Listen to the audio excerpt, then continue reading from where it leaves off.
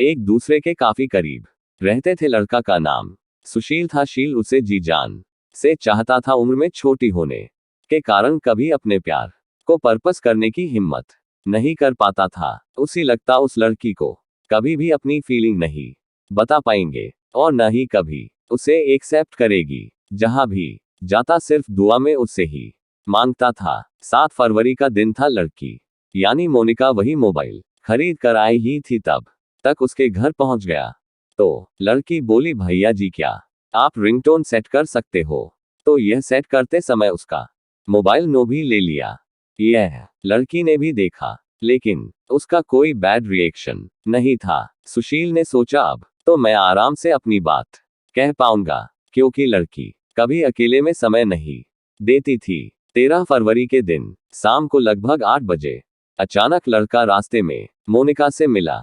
बोला, मैं आपके लिए कुछ गिफ्ट लिया हूँ, क्या आप लोगी? तो लड़को वाकई शॉक्ड रह गई और बोली, भैया मैं आपको ऐसा नहीं समझती थी, मुझे गिफ्ट नहीं चाहिए। तो लड़का किसी तरह प्रयास करके अपनी बात मनवाने की कोशिश किया लेकिन उन्होंने उसका छोटा सा गिफ्ट लेने से मना कर दिया। सुशीला गिफ्ट में एक परफ्यूम लिया था।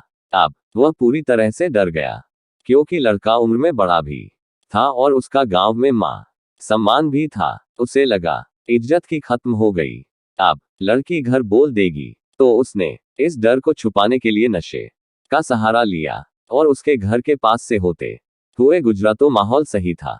लड़के अंदर जान में जान आई, साथ ही कुछ कॉन्फिडेंस भी इम्प्रूव हुआ और होना भी लाजमी था। उसे लगा अब दोबारा भी उससे कुछ बात हो सकती है, वो कहीं ना कहीं से मुझे लाइक करती है। सुबह का वक्त था। सुशील उठा और उसके घर गया और कुछ समय बाद उसे लड़की से बात करने का टाइम मिला तो उसने सॉरी बोला और कहा, आपने किसी से शेयर तो नहीं की? लड़की, नहीं तो, लेकिन अब मुझे ये सब नहीं करना है और नहीं दोबारा कभी ऐसा बोलना, नहीं तो सबसे बोल दूंगी। यह सुनते लड़का हैरान रह गया। फिर भी उसने रिक्वेस्ट करके किसी तरह दोस्ती के राजी किया। कुछ समय तक ऐसे ही बात चलता रहा और अचानक सब कुछ बैंड हो गया। लड़का पूरी तरह से हैरान रहता था, आखिर कैसे उसे अपना बनाओ। फिर से बच्चे में कुछ बात स्टार्ट हुई तो लड़की बोलने लगी, मैं आपके बचपन से भाई मानती हूँ, लव स्टोरी भी बहन में जब बदली। सुशील ने बोला, ठीक है, आप बहन ही बनकर मेरी लाइफ में रहो। एक ही 10-15 दिन जाते जाते वो पूरी तरह से बोर हो गया और फिर अपना सारा कनेक्टिविटी समाप्त कर दिया। उसने खूब रोया। अब सुशील फैसला कर चुका था, ऐसे रहने से अच्छा अकेले रहो। लड़की घबराए और बोली। कुछ दिन बाद लड़की सुशील के पास खुद आए और बोली, आप इतना इग्नोर क्यों कर रहे हो? यह सुनकर लड़का बोला, कहा, मैं कर रहा हूँ, आप ही तय करती हो। फिर तुरंत फर्ज से बात स्टार्ट हुई। आज दोनों की ऐसी लव स्टोरी है शायद ही किसी